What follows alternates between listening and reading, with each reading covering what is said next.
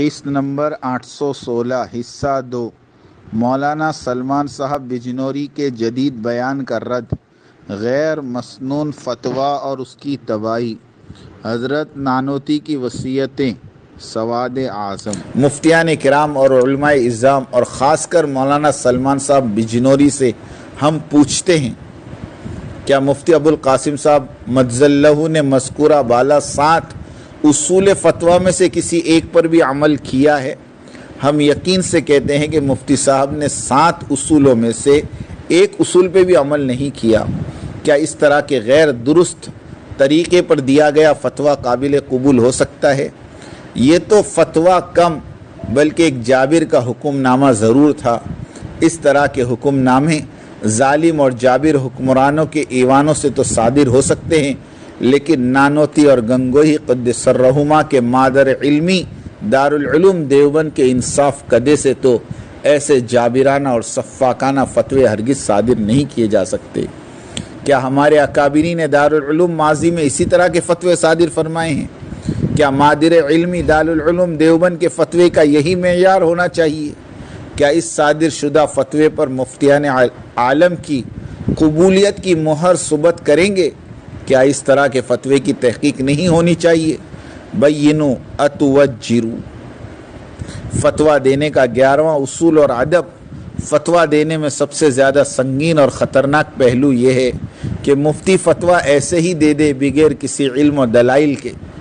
مفتی پر واجب ہے کہ کوئی بات نہ کرے بغیر علم اور سند کے، اور مفتی پر یہ بھی واجب ہے کہ اللہ تعالیٰ کی بھیجی ہوئی شریعت کے براہین کے ساتھ فتویٰ دے۔ اس لیے کہ مفتی کا لوگوں کے درمیان فتویٰ دینا درست طریقے پر نہیں ہوا تو مفتی بھی گمراہ ہوگا اور اس کے ساتھ لوگ بھی گمراہ ہوں گے۔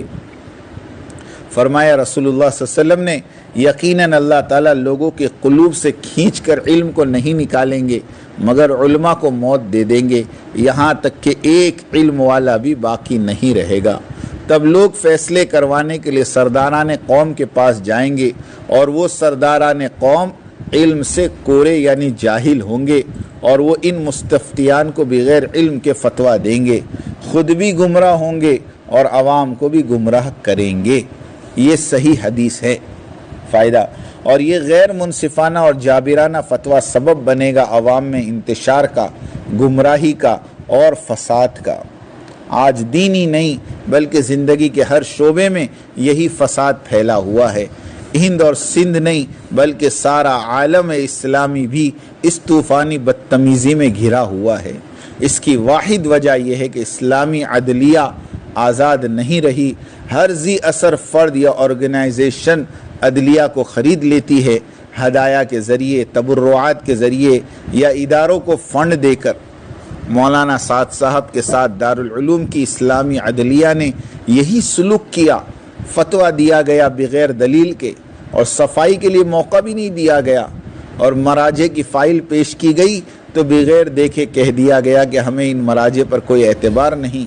افسوس، صد افسوس کہ دارالعلوم کی شرعی عدلیہ کی ایسی کھلی دھاندلی کسی زمانے میں کبھی نہیں دیکھی گئی۔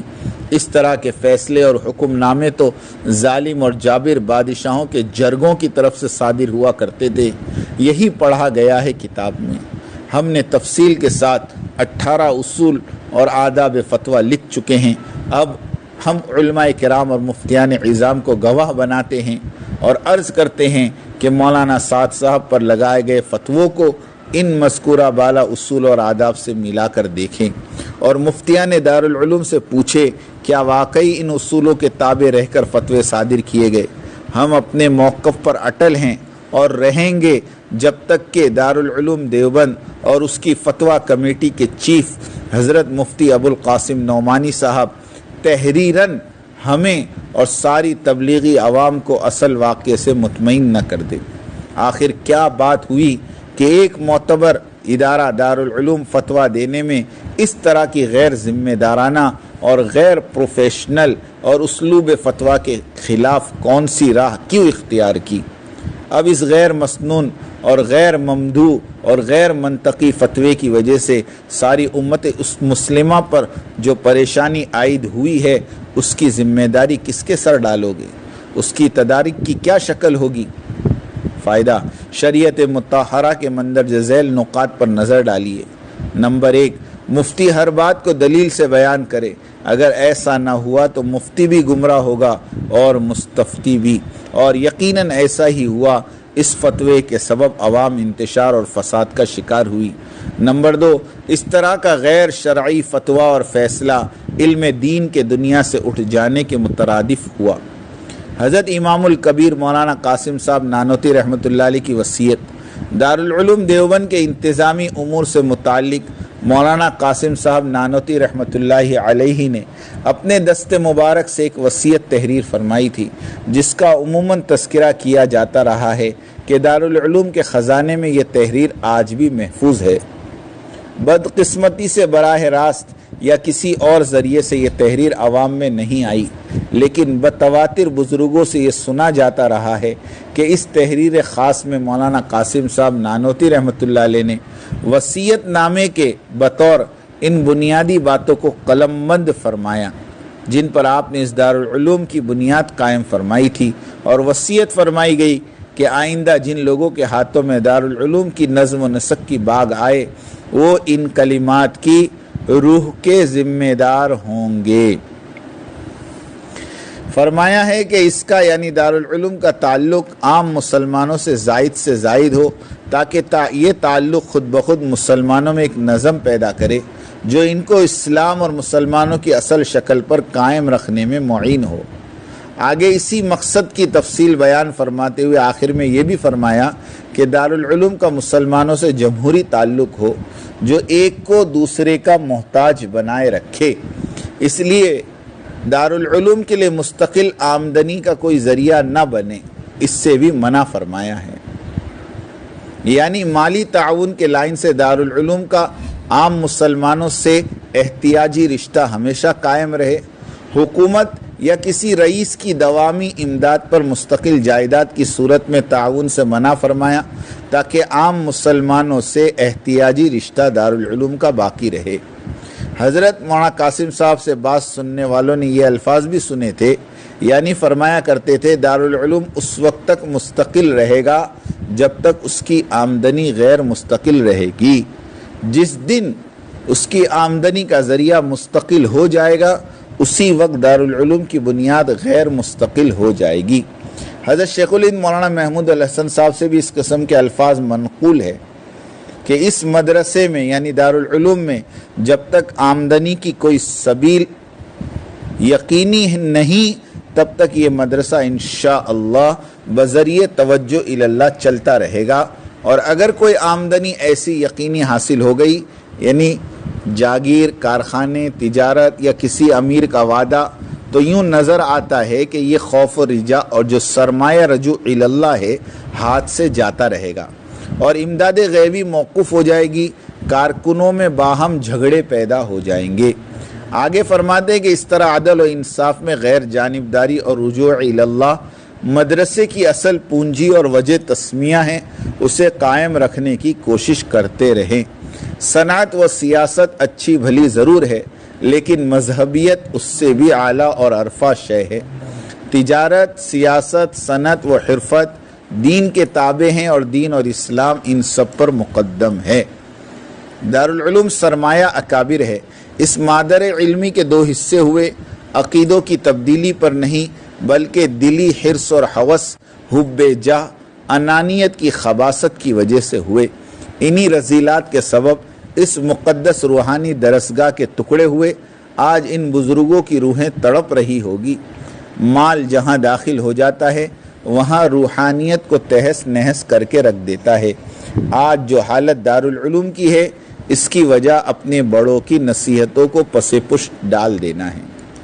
مولانا ارشد مدنی کا قول: مولانا سعد صاحب امیر آپ ہی رہیں گے، امارت آپ کے باپ دادا سے چلی آ رہی ہے، کوئی آپ سے امارت نہیں چھینے گا، ہم اس بات کی ذمہ داری لیتے ہیں، بس آپ امیر بنے رہیں اور کام عالمی شورا والے کریں گے۔ اس بیان کی کیسٹ دنیا بھر میں سنی گئی۔ جس طرح مغلیہ دور کے آخری بادشاہوں سے کہا جاتا رہا کہ آپ کی بادشاہت محفوظ ہے، آپ بادشاہ بنے رہیں لیکن کمپنی حکومت چلائے گی۔ اقوال ارشد مدنی، مولانا سعد کل کا بچہ ہے جس کا علم کچا ہے، تربیت بھی نہیں ہوئی اور یہ سارے عالم کا امیر بن بیٹھا ہے، ہم ایسے ہی دیکھتے رہیں۔ اقوال مدنی اور مفتی ابو القاسم نعمانی، بنگلہ دیش کے ہوم منسٹر صاحب اپنی عوام کو مولانا سعد صاحب سے بچائیے، اس لیے کہ ان کے نظریات اور عقائد بدل گئے ہیں۔ ان واقعات کے بعد کیا واقعی مدنی صاحب اور ان کے وکیل مولانا سلمان بجنوری اس قضیے میں امارت اور عالمی شورا میں غیر جانبدار نظر آتے ہیں؟ سواد اعظم کی تعریف، چاروں ائمہ فقہ کے عقائد میں کوئی فرق نہیں، سب کا عقیدہ وہی ہے جو صحابہ رضی اللہ عنہم اجمعین کا عقیدہ تھا۔ ہمیشہ سے امت میں ایک بہت بڑی جماعت کا عقیدہ ایک ہی رہا ہے اور یہی عقیدہ درست ہے، اس کو جماعت یا سواد اعظم کا نام دیا گیا، اور جو جماعت سے نکل جاتا ہے اسے فرقہ کہتے ہیں۔ جماعت ہمیشہ حق پر ہے، حق پر رہے گی، جتنے بھی فرقے ہوئے ہیں اور ہوں گے وہ حق سے دور ہے اور دور ہی رہیں گے۔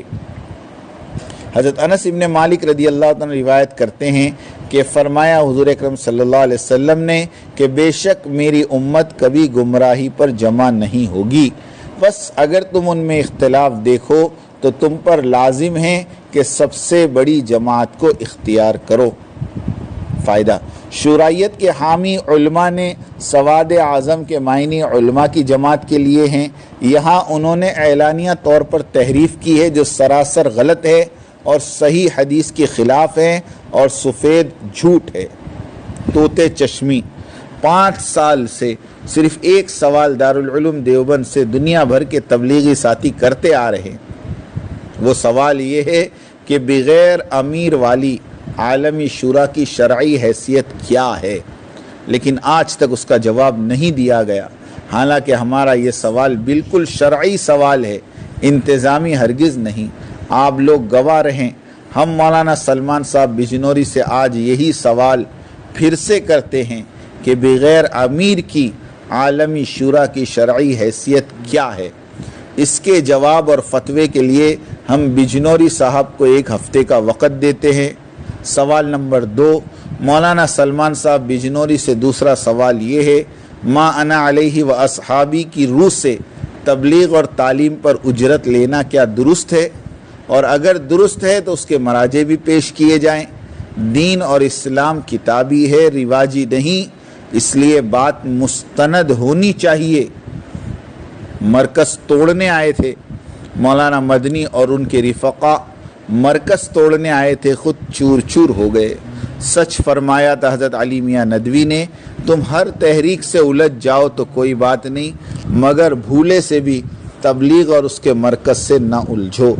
یہ دعوتی محنت اور اس کا مرکز اخلاص کا ایک ایسا سخت پہاڑ ہے کہ اس پر سر مارو گے تو خود کا سر پھٹے گا، تبلیغ کا اور ان کے مرکز کا کچھ نہیں بگڑے گا، اس لیے کہ یہ 100% مطیع لوگوں کا ٹولہ ہے اور اس ٹولے کا اللہ نگہبان ہے، اور جس کا نگہبان اللہ ہو اس کا کوئی کچھ بھی بگاڑ نہیں سکتا۔ اللہ تعالی ہم تمام کی مغفرت فرمائے۔